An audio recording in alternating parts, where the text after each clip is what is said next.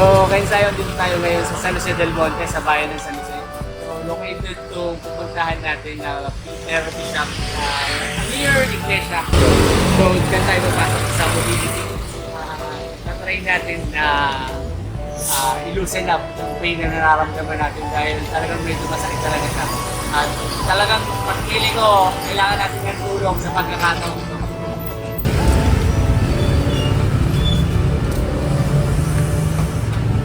Pasok tayo. Tignan natin. Let's go!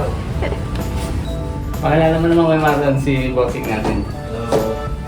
Ako po si Jeffoy, ang nag-iisang PT at osteopath po dito sa Mobility Plus Physical Therapy and Osteopathy. Welcome po. Bali, tanong muna natin dito kay Seth kung ano yung mga ino-offer niya dito sa clinic niya. So, good afternoon po. So, pagdating po sa ino-offer ng mga treatment na very wide yung ino-offer natin, neurological cases like stroke, traumatic brain injury, spinal cord injury, and then orthopedic cases, mga musculoskeletal, and then sports, and then actually itong clinic po ay first in San Jose del Monte, Bulacan na sports focused na physical therapy clinic. And then when it comes to services naman or mga treatment, go-over tayo ng advanced dry needling, functional cupping, osteoarticular manipulation, or yung mga kilala natin na nag-a-adjust ng spine, and then myotherapy, and then we also use blading, and other advanced technique na pwede nating may offer po sa mga athlete natin. Kaya yun pala talaga yung solusyon para dun sa mga sports enthusiast ng ganitong klaseng clinic. Ganito, yung mga hinahanap nyo, yun, nandito siya, located sa San Jose del Monte, Bulacan. Kailangan ba sir magpa-appointment or pwedeng walk-in? Yeah, pwede namang walk-in, and then kung gusto niyo magpa-appointment, pwede kayo mag-message sa page. So ako rin naman ang sasagot doon. Drop by na lang tayo dito. Ayun, tsaka magpapaliwanag sa inyo ni sir kung ano talaga yung mga kailangan yung malaman. Start ko muna sir. Yung secretary. Nakabahan ka ba? Nakabang po. So saan ang masakit sir? Kasi sir, after nung raise nung 75K, kung naramdaman mo, parang matigas lahat yung muscle dito. Okay. And then, ay tiba ng tingin ko. Dahil merong sensation dito akong nararamdaman. Okay po. Na parang hindi ko mailaban ngayon yung kanan. Gano'n siya kasakit sir? Actually, hindi naman sa sobrang sakit. Hindi ko naman talaga siya mailaban ng kuya. Ano nangyari? So, puro itong kaliwa ang maano ng force nung load. Tapos anong klaseng pain siya? Intermittent o constant? Constant siya pag tumatakbo na. Tumatak.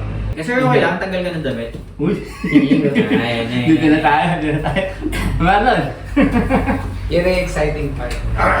So, dahil may kasama akong tatlo dito, mag-a-assess din sila. Sir, tayo ka dyan. Harap ka sa akin. Sapatos na siya. Yan, harap ka po sa akin. Yan. Kung titingnan natin mabuti, sir, hindi talaga pantay yung katawan mo. I-mirror ko yung katawan mo. Sige. Ganyan ka. So, nakataas to, tapos medyo nakapaling ka dito. Actually sir, pag tinitingnan mo kung sunog ng hindi siya pantay. Kaya nga ko Kuya Marlon, it means yung cycling ko, syempre dapat siyang pantay. Hindi sunog, hindi pantay Hindi siya pantay. Di ba? Ganun ka. Merong isang lugar na mas mababa kaysa sa isa. Tapos medyo naka-twist ka dito. Kung imimimir ko ito, nakaganyan ka. Ganun. Na hindi ko naman nararamdaman. So, yun yung pinaka-relax mo, di ba? Tapos pataas din to. Camera, please. Tingnan na. Ayun na. Ayan. Ayun, pasok. Dito ka po, para mas makita mo yung itsura. Yan. Kita niyo po. Mas mataas ito, itong side na to. Tapos medyo parang nakapaling siya. Tapos ito medyo nakalitaw. Ito yung chest niya sa right, medyo nakalitaw. Unlike ito nakalubog. So, naka-rotate. Yes. Yan. Talikod ka po. Parang mag-shot na to. Yan. Yan. Kung titingnan din po natin yung kanyang ito.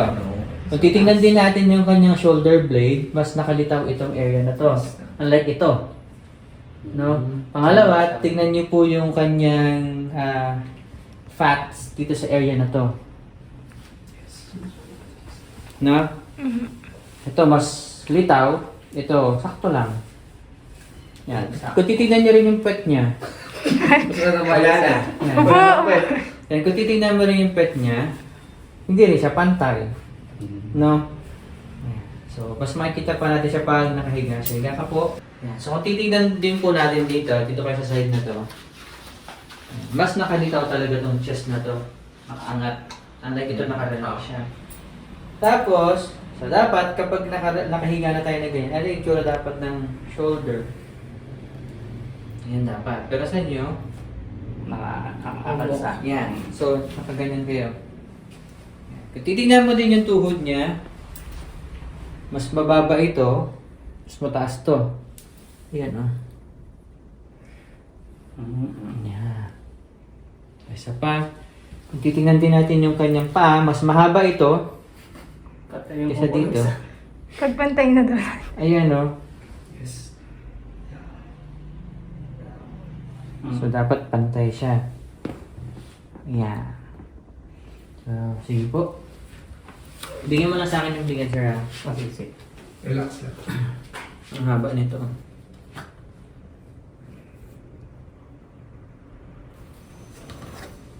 Okay naman. Wala. Okay. Actually, isang nararamdaman ko minsan sa singit. Yes. Parang may lumalagotok din eh. No? Ito po yan, oh. Saka pag yung, di ba, yun. Yan, yan po siya. Lumalagotok pag yung na nag-leg, ako, ng body weight lang. Tok! Okay, ito. Ito po siya. So, si Sowas po yan. Ano yun? Primarily hip flexor natin. Hip flexor. So, ito siya. Ano nga? Tsaka ito. Ako na ang tigas. Yan. Okay. So, kung mapapasin nyo pa, pag pinrest ko ito, pain. Kaya pa. Pero pag pinrest ko to, Kaya pa. pero pag tinanggal ko to, Okay pa. okay pa. Ayan, medyo may nararamdaman ako dyan. Ito. Ayan, yan.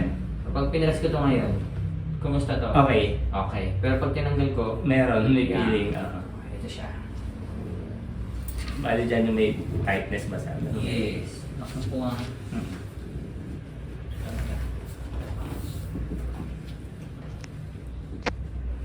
Okay. Relax lang po.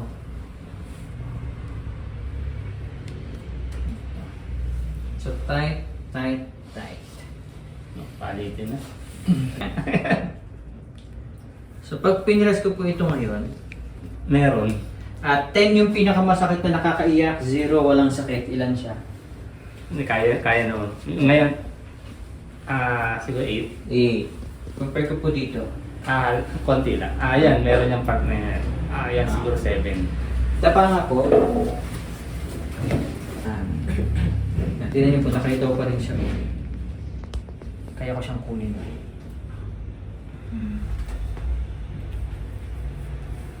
So, sakit to, sir. Ngayon, no? Okay, ito. Hindi gano'n. Ito po. Yan, oo. Okay. Ito po. Mas kayang tiis ng bagya. Pero yan, Try nyo nga, sir, iangat ito. Okay, baba? Kabila? Okay. So, hindi gaano nag-activate yung glutes nyo. Yeah. Ang nag-activate ito. Sa likod. Yan, galit na galit siya, oh. Sige, kunin muna natin yung isa may ITP. Tagilid kayo, sir. Harap kayo dun. Dito na po tayo magsisimula, mag-start. Mag-set ka na. So, kung na-observe po nyo kanina yung itsura ng likod niya, try natin na after nito, baka magpantay siya. Crispy, good. Yes.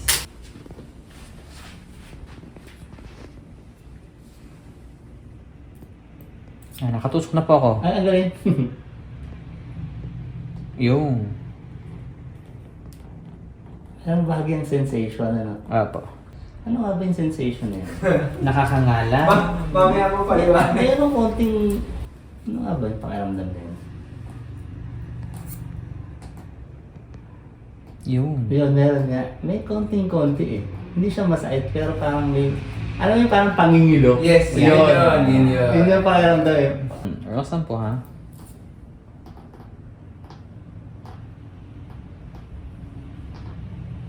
Biglang init to. Biglang init to. So pag pinas ko po ito ngayon,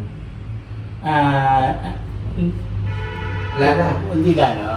kung ikukumpara kanina. Kanina, oo. Pagpiliin mo kanina. Kuha pa. Okay.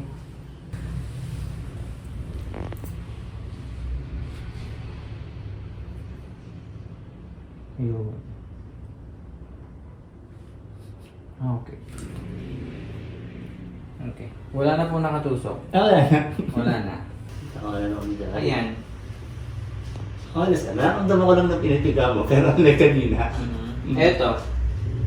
Nabawasan na. Nabawasan na. Sige. Dapa po kayo. Ayan. So pag pinress ko po siya ulit ngayon, wala na. Hindi na. Ito ba yung magic dyan? Sakit pa to? Mas may naramdaman ako ngayon dyan. See? So ito, Medyo masakit, pero hindi naman... kumpara natin kanina. Ayan, meron yan, meron. Ito, Masakit yan. mas masakit na yung ano ngayon. Nung kamila na, kaliwa naman na. Diyos ko. Ibig sabihin niyo kaliwa din? Actually, doon po siya talaga nanggaling. Paano? Mas mahina yung... Doon po talaga siya nag-start and then nag-compensate na yung kabila. dahil yung pwersa ng kabila, yung sinasalo niya. Apo. Yung malalim. Yung.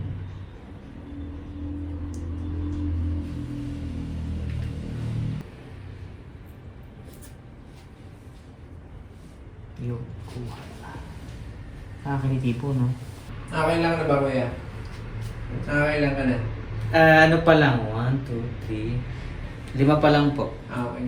20 pa, no? Hindi, isang box po yun. Ah, Isang daan. Kagka ko yung mga... So, relax lang po ha. Relax lang. Relax lang. Relax lang. So, pag pinras ko siya ngayon, yun. Okay na. Lambot na. Bumabaw na yung kamay ko. Relax. Kanina, ayaw eh. Iyan, parang hawakan mo pa lang ako, masakit. Okay, relax lang po. Relax lang. Sige, Relax sige. lang. Relax lang po.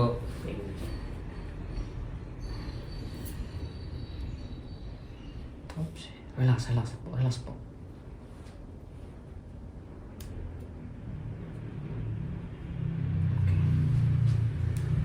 So, pag pinras ko po siya ngayon. Magic? Nabawasan na. Munti. Okay. Ginawa, hindi na kanina, parang dadantay pa lang, alam ko na yun. Hindi niyo po unang to. Ito naman.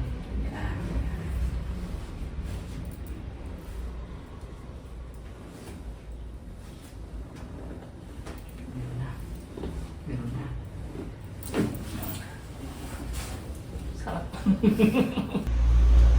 Inhale. Exhale. Solid.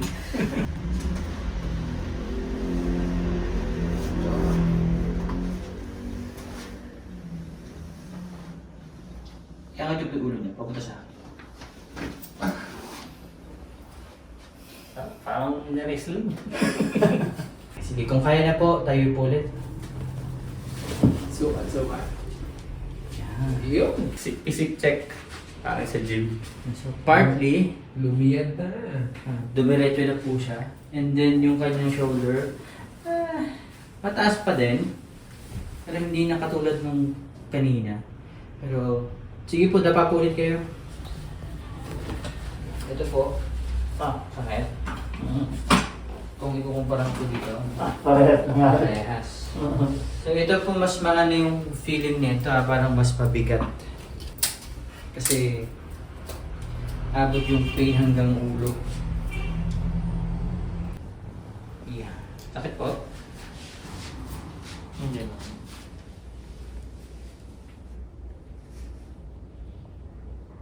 Yung. Sakit po? Oo. Ayun daw, may nararamdaman parang ano.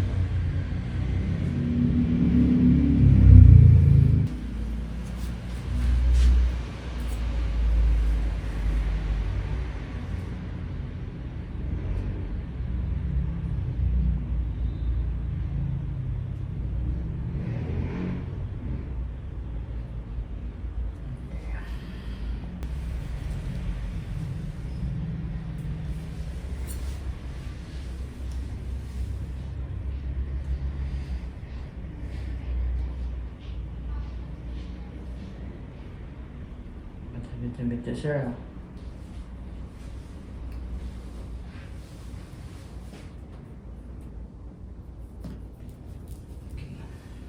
Ayan.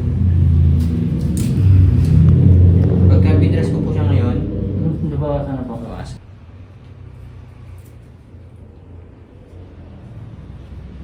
Yung.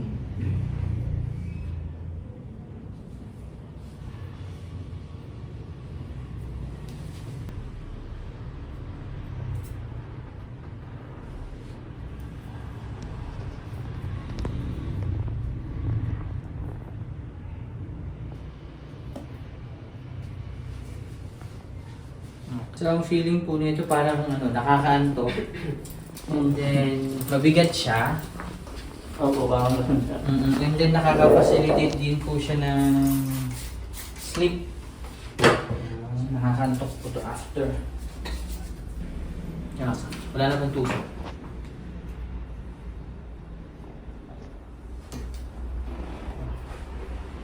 Yun. Kabila po.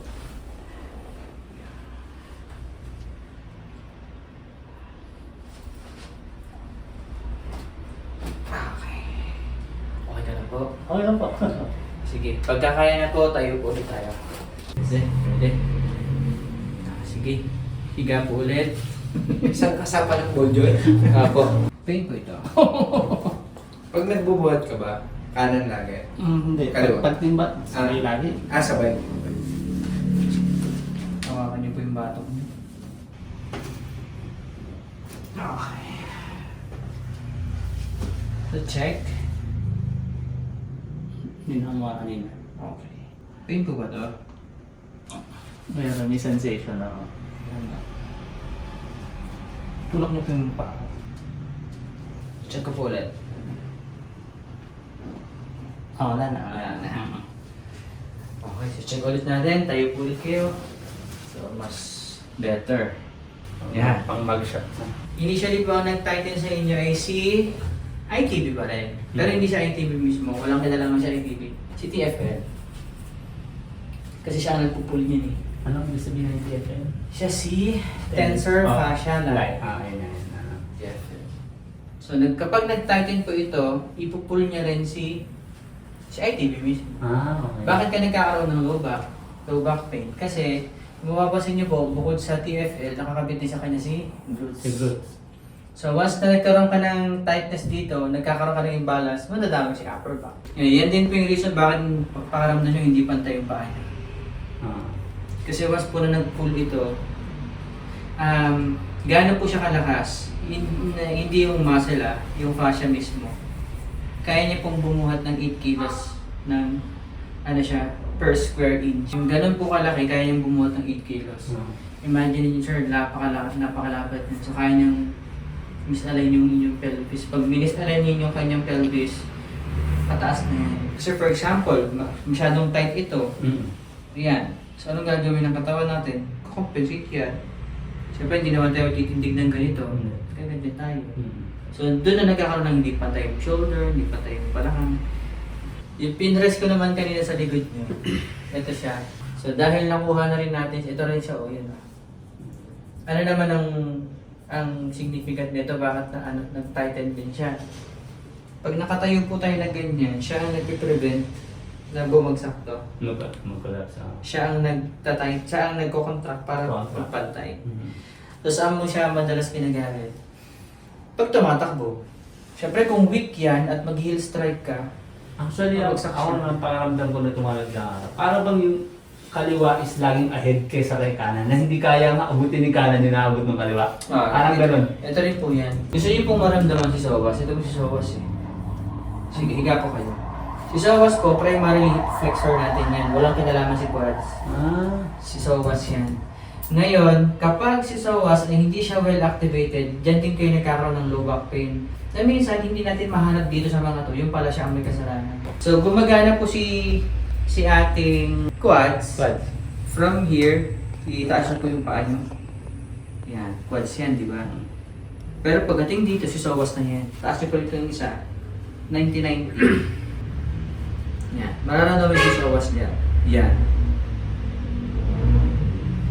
Yan si Sowas. Okay. Malalaman nyo kung masyadong mahina si Sowas kapag pinaganta mo yung atleta, nag-arc yung back. Bakit? Mula po dito, nakakabit siya sa lumbar. So pag masyadong tight yan, nakaganyan yung pasyente. So para mas ma-isolate po natin siya, ipitin nyo itong kamay ko. Yan. Yan si Sowas. Ayan yung gumagana na yan. Yan. Siya yan. So dapat po sa mga atleta, bukod sa drill, sa intervals, pinapalakas din yung core. So sa nakikita ko po, nagko-core po kayo pero lower lang. Hindi nyo po pinapagana si upper. So paano po natin papaganahin si upper? Ganto ka ng kamay, sir. Ganto kayo. Yan, hold. Yan. Kung mapapansin nyo po, hindi na siya nakabukol, naka-flat na siya. Yung pinagana po natin, sir, ito. Therefore, abot yun po. Okay, steady. Yan. Yan siya. So kung mapapansin nyo po, gumagana na si diaphragm nyo, si abdominal, si obliques, kasi sa uwas din. May pain pa? Hindi na kasi mo Yan. Yan, compare ko dito. Parang parehas na lang. Pressure na lang. So para mas ma-engage nyo po si Sowas, ibaba nyo ito ng kaunti. Up, steady. Singa lang po, tapos kailangan po habang nakaganyan, nakangiti. 1 hour daw. Yan. Yan. So sa mga ordinaryong individual, pinakamatagal po nila ng 30 seconds na. Pero sa inyo po, isasagad natin ng 2 minuto. Yes! Bawi. Sa akin kuya, 1 minute lang. Ngayon pala mag-i-start yun. Kasi ngayon ko lang naalala. Galing ngayon pala. Okay, start na. Sorry. Kung mapapansin niyo po, hindi rin pantay yung shoulder niyo pag nakaganyan kayo. Masakit mo. Told you! 2 minuto po pala kada segment. Kaya baka hindi na bumalik yan. Basta ililibro mo ako papalitan mo. Ayan siya. And then, hinga malalim. Exhale, and then relax. Kung mapapansin niyo po, kanina nakabukol ito. And then, hinga lang po. And then, pagkakaya na, pwede po ulit tayong tumayo. Check natin. Ang ano ko lang po, sir, okay naman yung inyong lower. So, minsan kasi, nagko-compensate si uppers. So, mayroon tayong tinatawag na habitual posture. Tama po, no? Yan. Oo. Yan. Kasi doon tayo komportable. Kasi nakaka-relax siya eh. Yan. So, dapat maging aware po tayo doon. Kasi kung halimbawa na hindi tayo maging aware doon din po nag-start yung mga muscle imbalances. Tandaan po natin lahat ng muscle natin na nasa likod. Postural muscle yan. No?